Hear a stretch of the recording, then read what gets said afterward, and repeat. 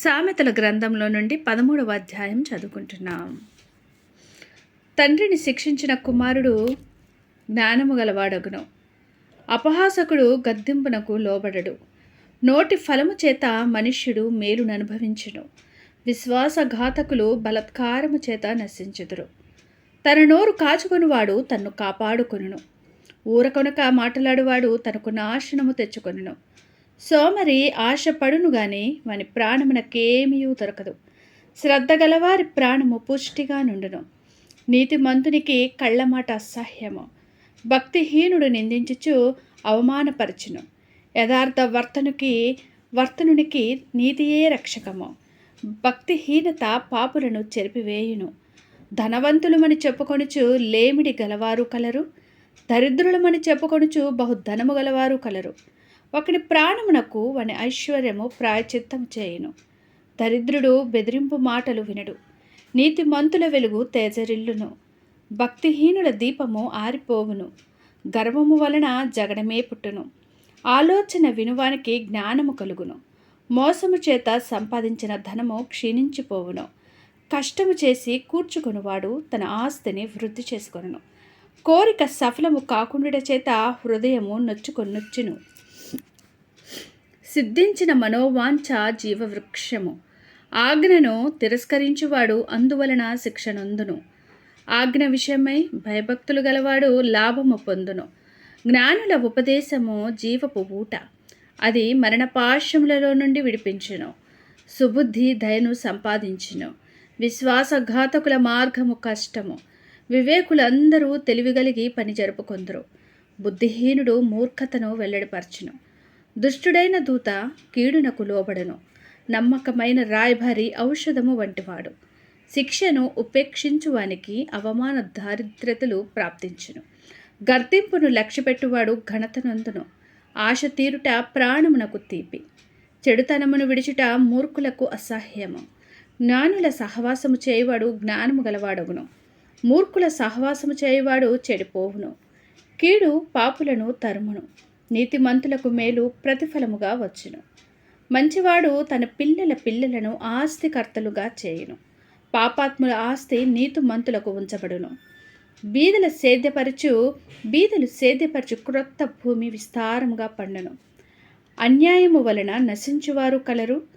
బెత్తము వాడనివాడు తన కుమారునికి విరోధి. కుమారుని ప్రేమించువాడు వానిని శిక్షించును. నీతిమంతుడు ఆకలి తీర భోజనము చేయును. భక్తిహీనుల కడుపునకు లేమి కలుగును. దేవుడిచ్చిన వాక్యమును దీవించునుగాక. ఆమేన్. సామెతల గ్రంథంలో నుండి 14వ అధ్యాయం చదువుకుంటున్నాం. జ్ఞానవంతురాలు తన ఇల్లు కట్టును. మూఢురాలు తన చేతులతో తన ఇల్లు ఊడబెరుకును.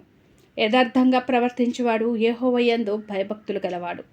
కుటిల చిత్తుడు ఆయనను తిరస్కరించువాడు. మూఢుల నోట బెత్తము వంటి గర్వమున్నది. జ్ఞానుల పెదవులు వారిని కాపాడును. ఎద్దులు లేని చోట గాదెయందు ధాన్యముండదు. ఎద్దుల బలము చేత విస్తారము వచ్చుబడి కలుగును. నమ్మకమైన సాక్షి అబద్ధమాడడు. కూట సాక్షికి అబద్ధములు ప్రియములు. అపహాసకుడు జ్ఞానము వెదుకుట వ్యర్థము. తెలివిగలవానికి జ్ఞానము సులభము. బుద్ధిహీనుని ఎదుట నుండి వెళ్ళిపోమ్ము. జ్ఞానవచనములు వాని యందు కనబడవు గదా. తన ప్రవర్తనను కనిపెట్టియుండుట వివేకుల జ్ఞానమునకు లక్షణము. మోసకృత్యములే బుద్ధిహీనులు కనపరచు మూఢత. మూఢులు చేయు అపరాధ పరిహారార్థ బలివారిని అపహాస్యము చేయును. యథార్థవంతులు ఒకరి యందు ఒకరు దయచూపుదురు. ఎవని దుఃఖము వాని హృదయమునకే తెలియను. ఒకని సంతోషములో అన్యుడు పాలివాడు కానేరడు. భక్తిహీనుల ఇల్లు నిర్మూలమగును.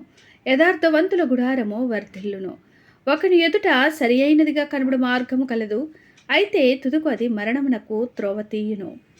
ఒకడు నవ్వుచుండినను హృదయమున దుఃఖముండవచ్చును. సంతోషము తుదుకు వ్యసనమగును. భక్తి విడిచిన వాని మార్గములు వానికే వెక్క సమగును. మంచివాని స్వభావము వానికే సంతోషమిచ్చును. జ్ఞానము లేనివాడు ప్రతి మాట నమ్మును. వివేకి అయినవాడు తన నడతలను బాగుగా కనిపెట్టును. జ్ఞానము గలవాడు భయపడి కీడు నుండి తొలగును.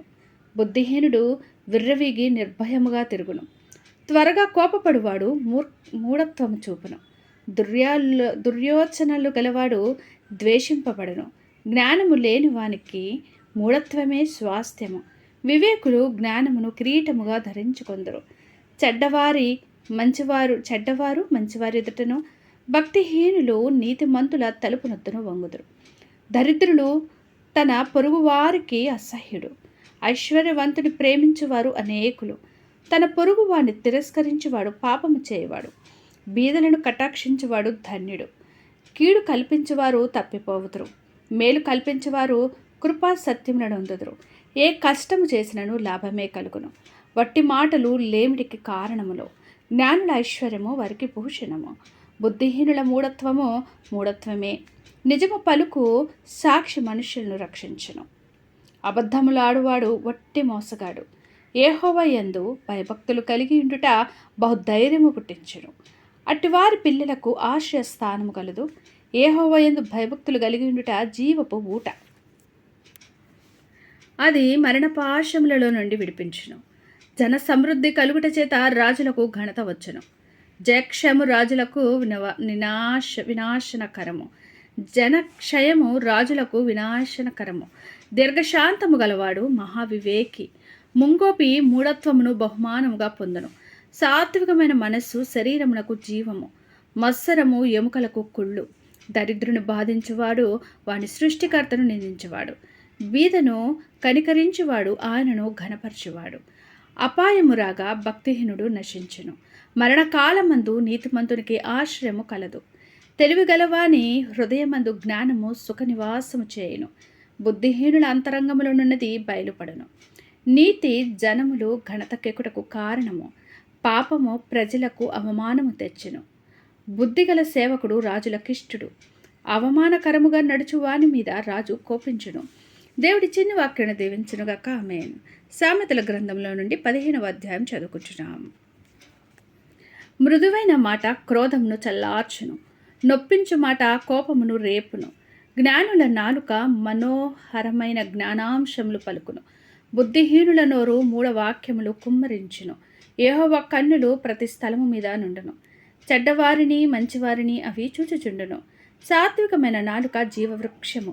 దానిలో కుటిలత ఉండినేడల ఆత్మకు భంగము కలుగును. మూఢుడు తన తండ్రి చేయి శిక్షను తిరస్కరించును. గద్దింపునకు లోబడివాడు బుద్ధిమంతుడగును. నీతిమంతుని ఇల్లు గొప్ప ధననిధి.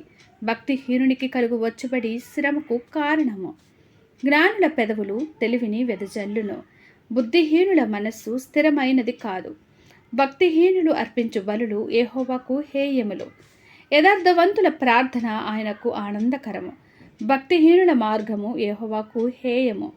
నీతిని అనుసరించు వానిని ఆయన ప్రేమించును. మార్గము విడిచిన వానికి కఠిన శిక్ష కలుగును. గద్దింపును ద్వేషించువారు మరణమునందుదురు. పాతాళమును అగాధ కూపమును యెహోవాకు కనబడుచున్నవి. నరుల హృదయములు మరి తేటగా ఆయనకు కనబడును గదా. అపహాసకుడు తను గద్దించు వారిని ప్రేమించడు. వాడు జ్ఞానుల యొద్దకు వెళ్ళడు. సంతోష హృదయము ముఖమునకు తేటనిచ్చును. మనోదుఃఖము వలన ఆత్మ నలిగిపోవును. బుద్ధిమంతుని మనస్సు జ్ఞానము వెదకును. బుద్ధిహీనులు మూఢత్వము భుజించెదరు. బాధపడువాని దినములన్నీ శ్రమకరములు. సంతోష హృదయునికి నిత్యము విందు కలుగును. నెమ్మది లేకుండా విస్తారమైన ధనం ఉండుట కంటే యెహోవా యందలి భయభక్తులతో కూడా కొంచెము కలిగి ఉండటం మేలు. పనివాని ఇంట క్రొవ్విన ఎద్దు మాంసము తినుట కంటే తినుట కంటే ప్రేమ గల చోట ఆకుకూరల భోజనము తినుట మేలు. కోపోద్రేకి ఎగువాడు కలహము రేపును. దీర్ఘశాంతుడు వివాదము నడిచివేయును. సోమరి మార్గము ముళ్ళకంచె. యథార్థవంతుల త్రోవ రాజమార్గము. జ్ఞానము గల కుమారుడు తండ్రిని సంతోషపెట్టును. బుద్ధిహీనుడు తన తల్లిని తిరస్కరించును. బుద్ధి లేని వానికి మూఢత సంతోషకరము. వివేకము గలవాడు చక్కగా ప్రవర్తించును. ఆలోచన చెప్పువారు లేని చోట ఉద్దేశములు వ్యర్థమగును. ఆలోచన చెప్పువారు బహుమంది ఉన్నేడలా ఉద్దేశములు దృఢపడును. సరిగా ప్రత్యుత్తరం ఇచ్చిన వానికి దాని వలన సంతోషము పుట్టును. సమయోచితమైన మాట ఎంత మనోహరము. క్రిందనున్న పాతాళమును తప్పించు కొనవలనని బుద్ధిమంతుడు పరమునకు పోవు జీవ మార్గమును నడుచుకొనును. గర్విష్ఠుల ఇల్లు యెహోవా పెరికివేయును. విధవరాలి పొలిమేరను ఆయన స్థాపించును. దురాలోచనలు యెహోవాకు హేయములు, దయగల మాటలు ఆయన దృష్టికి పవిత్రములు. లోభి తన ఇంటి వారిని బాధపెట్టును, లంచము నసహించుకొనువాడు బ్రతుకును. నీతిమంతుని మనస్సు యుక్తమైన ప్రత్యుత్తరమిచ్చుటకు ప్రయత్నించును. భక్తిహీనుల నోరు చెడ్డ మాటలు కుమ్మరించును. భక్తిహీనులకు యెహోవా దూరస్థుడు, నీతిమంతుల ప్రార్థన ఆయన అంగీకరించును. కన్నుల ప్రకాశము చూచుట హృదయమునకు సంతోషకరము, మంచి సమాచారము ఎముకలకు పుష్టినిచ్చును. జీవార్థమైన ఉపదేశమును అంగీకరించు వానికి జ్ఞానుల సహవాసము లభించును. శిక్ష నొంద నొల్లనివాడు తన ప్రాణమునకు తృణీకరించును. శిక్ష నొంద నొల్లనివాడు తన ప్రాణమును తృణీకరించును. గద్దింపుని వినువాడు వివేకియగును. యెహోవా యందు భయభక్తులు కలిగి ఉండుట జ్ఞానాభ్యాసమునకు సాధనములు. ఘనతకు ముందు వినయముండును. దేవుడి చిన్ని వాక్యమును దీవించునుగాక. ఆమేన్. ప్లీజ్ లైక్ చేయండి, షేర్ చేయండి, సబ్స్క్రైబ్ చేయండి.